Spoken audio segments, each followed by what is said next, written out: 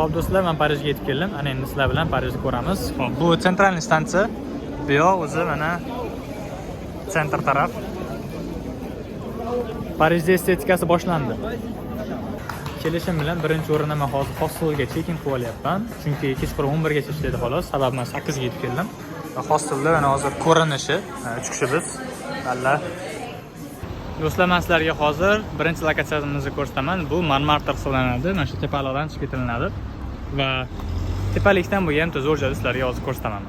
Hozir men Sacré-Cœur cherkoviga chiqishli tepalarda turibman. Endi Montmartre joychasi bu, mahallacha desa ham bo'ladi. Va mana bu vid qaranglar endi. Mana shunaqa joydan chiqiladi. Mana qaranglar.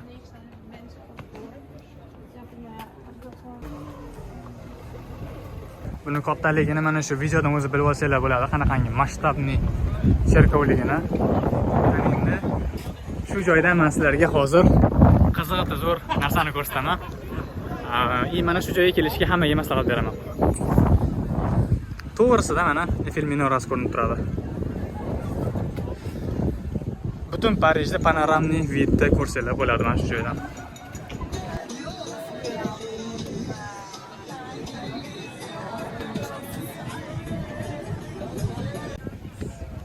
Bu joyga kirish mutlaqo tekin. Hozir ichkarilarni ham ko'rsataman.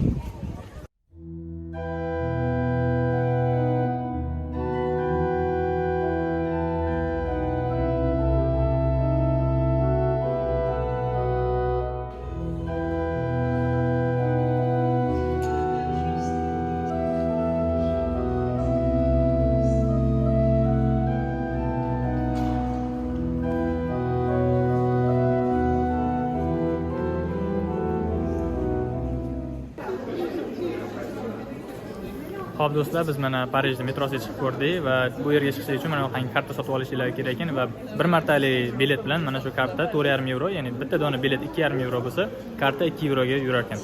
Agarki karta orqali bas o'zingiz programmadan sotib olsangiz ham bo'ladi va buni programma nomini hozir yozib qoldiraman.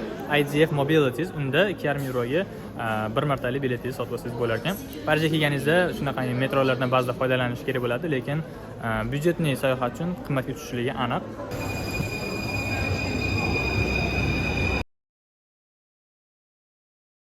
Bizning ikkinchi lokatsiyamiz bu Arc de Triomphe hisoblanadi. Metrodan chiqish ko'rinishi.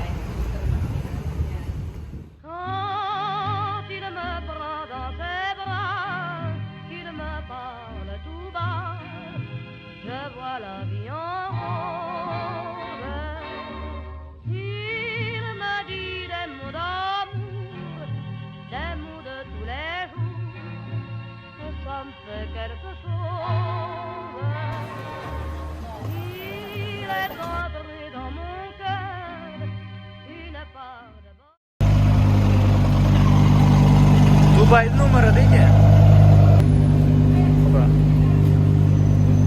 To'g'rilarni ko'rib turgan joylar va aniq diskoteka.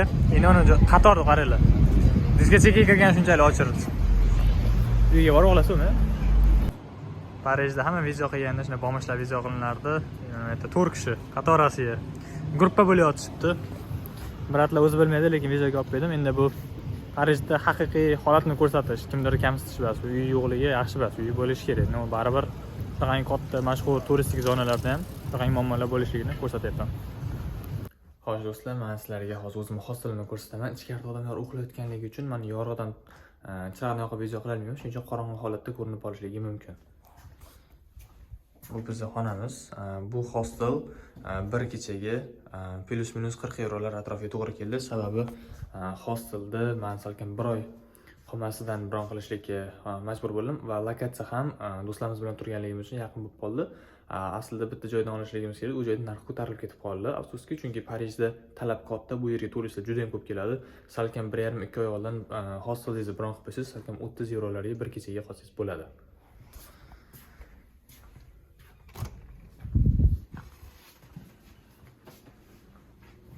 Bu mana xonam, joyim bo'lib, tepada mayapti, pastda boshqa odam. Shunaqangi joylar. 10 kishilik xona, 10 kishilik. Lokerlari bor, lekin pulga sotib olish kerak bo'ladi. Bir kishiga kerakli hamma narsa bor. Zaryadka, chiroq, hamma narsalar bo'ladi. Men sizlarga endi shu Parijda kunduzgi holatni bugundan ko'rsatishda davom ettiraman. Biz hosilgan check-in qilib chiqib ketdik, check-out qilib chiqib ketdik. Ko'rsalar ham bo'ladi.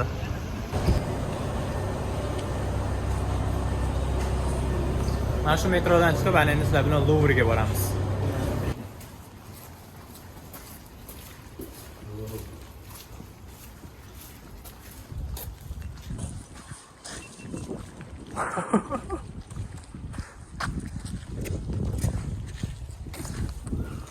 Manzarani qaranglar, chiroyliligini. Ko'zlaringga ishonmaysizlar, uni narsani ko'rgandan keyin necha yil asrlar oldin qurilgan joy haligacha shunday holatda turganligi, hashamat. Buni qaranglar, ko'zlang bilan o'zinglar.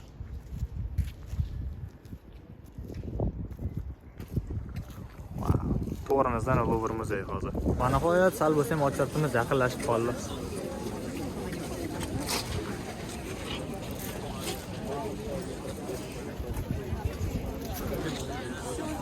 Yetib ham keldik, mana sekin kiramiz hozir. Ochirib qaranglar hali mana. Bular keyingi ochirib bo'lsa kerak o'zi. Ketdi. Dahshat bo'ladi hozir.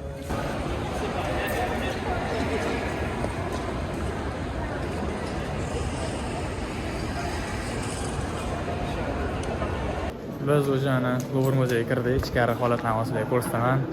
To'g'risini aytganda tarixiy bo'lmas darajada chiroyli.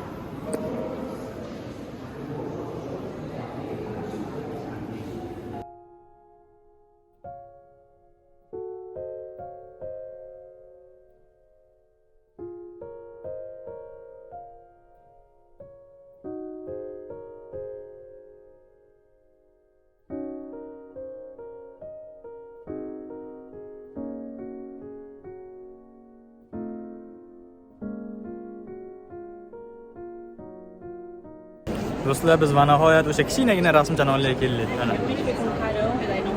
Oddiygina rasmcha ekan. 3-4 rasm desa ham bo'ladi. Bir pasportga tushgandek ko'rinyapti-da. Juda kichkina.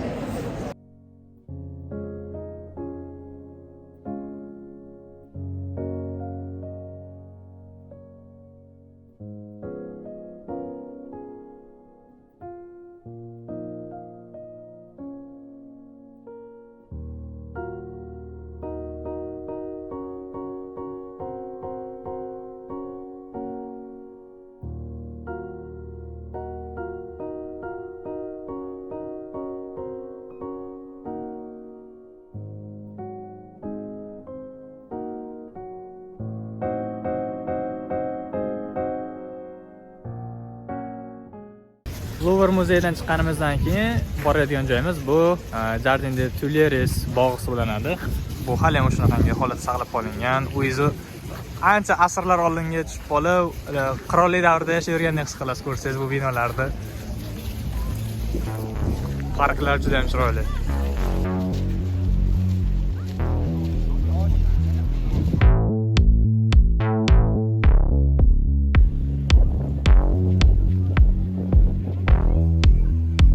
T'en trouveras d'autres des mecs comme moi. Il y en aura plein des gars pour toi. Tes boucles brunes s'évaporent dans mon âme, dans mon corps.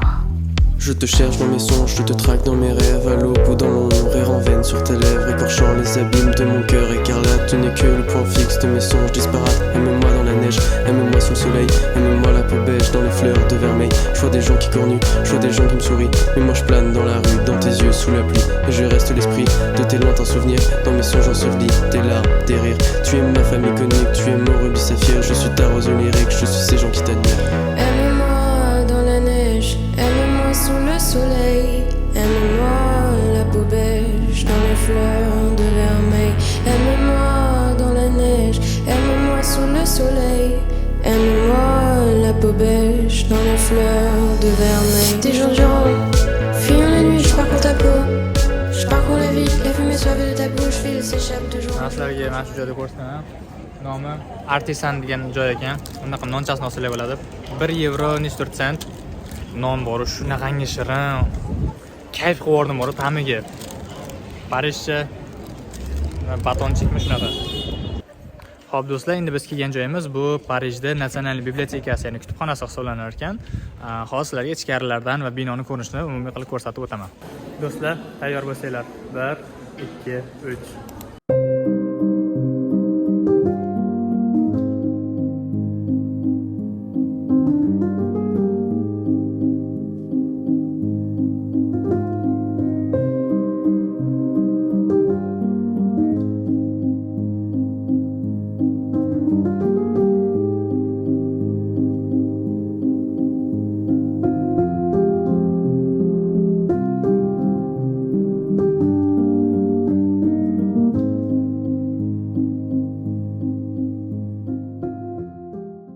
Keyingi kelgan joyimiz bu Nelson Mandela parki hisoblanadi.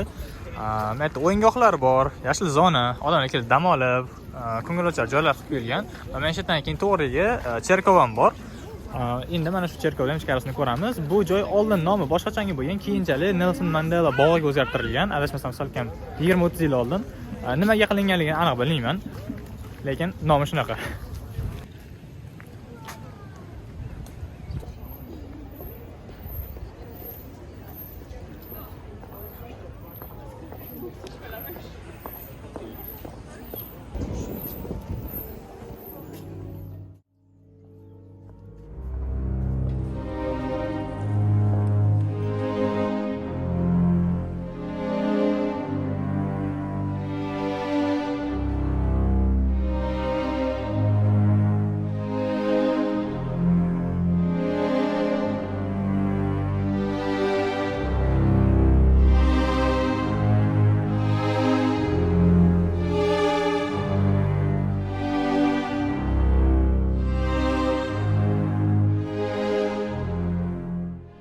Keyingi kelgan joyimiz mana shu orqamda ko'rib turgan Notre Dame cherkovi, ya'ni Cathedral deyiladi. O'zbekchasini yozib qoldiraman, bilib olaverasizlar.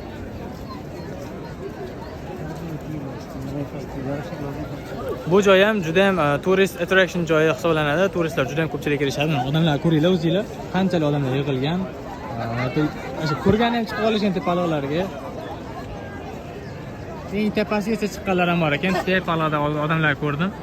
Kuzatishyapti.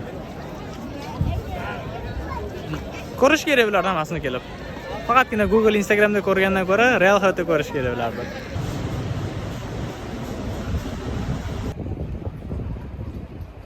Ana endi do'stlar, sizlar bilan keyingi lokatsiyamizni ko'rsataman. Bu Pantheon binosi nomlanadi. To'lig'ini o'zingizlar Googledan ko'rmasanglar bo'ladi. Mana shu to'lig'ini yozib ketaman. Mana bu binoyimiz mana.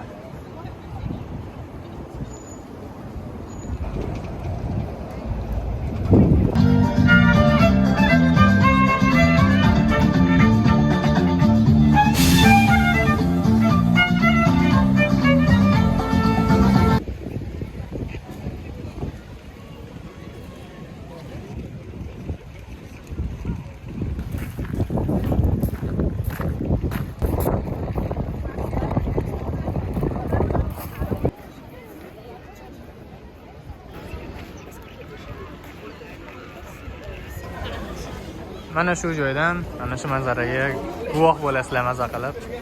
Hamma odam shetda, shunaqa ko'p odam bo'ladi bu yerda ham.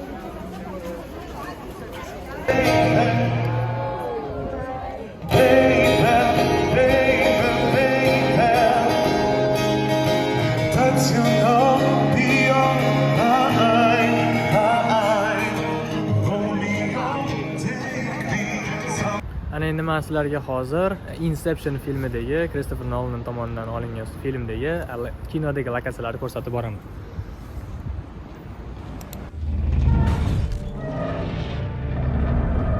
This is great, but I'm telling you, if you keep changing things like this.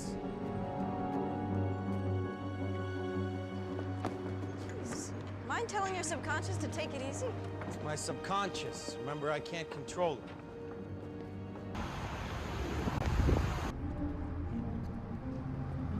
I know this bridge. This place is real, isn't it?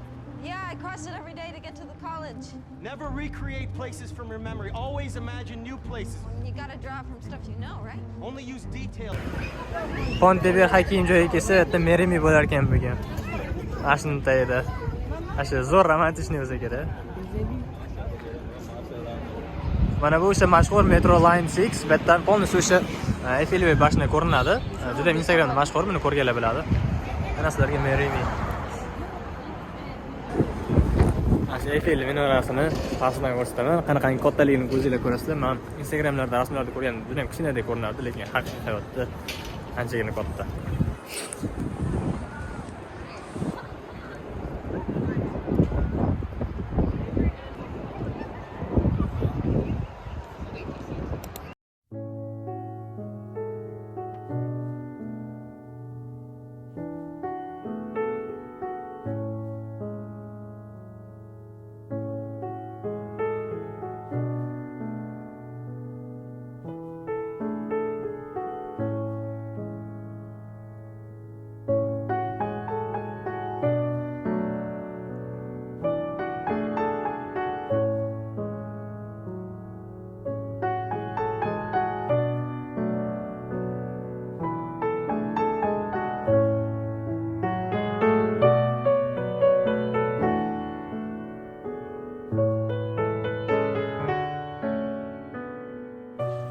Xo'sh do'stlar, shu bilan sayohatimiz o'z nihoyasiga yetdi. Men Parijda borishga ulgurmagan joylarim juda ham ko'p bo'ldi. Men sizlarga ko'rsatmoqchi bo'lgan juda ham ko'p lokatsiyalar bor edi, lekin vaqt tig'izligi bilan ulgurmadim. Lekin bu menga keyingi safar kelishim yana ham ko'proq turtki bo'ldi. Xudo xolasa bu joyga Parijga yana bir marta 2 yoki 3 kun ko'proqga kelishga harakat qilaman. Sababi juda ham ko'p joylar bor bu yerda, kashf qilish kerak, ko'rish kerak, explore qilish kerak bo'lgan joylar juda ham ko'p.